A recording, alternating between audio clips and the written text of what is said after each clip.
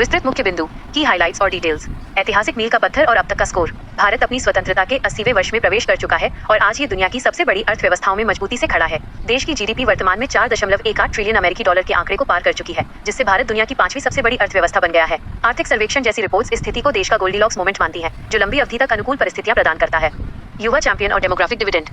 भारत की सबसे बड़ी ताकत उसकी युवा आबादी है, जिसकी लगभग आधी आबादी 29 वर्ष से कम आयु की है। यह जनसांख्यिकीय लाभ, डेमोग्राफिक डिविडेंड, देश को दुनिया के कई अन्य देशों की तुलना में अधिक ऊर्जावान और कार्यकुशल बनाता है। हालांकि केवल बड़ी आबादी होना ही काफी नहीं है। इसके लिए कॉलेज शिक्षा के बाद हर वर्ष 1 करोड़ युवाओं के लिए रोजगार और सम्मानजनक नौकरियां पैदा करना एक बड़ी चुनौती व अवसर दोनों है। डिजिटल क्रांति और वित्तीय समावेशन। भारत का डिजिटल परिदृश्य तेजी से बदल रहा है, जहां यूपीआई हर महीने लगभग 23 अरब डिजिटल लेन देन संभाल रहा है और भारत के रिटेल डिजिटल भुगतानों में इसकी हिस्सेदारी करीब 85% है।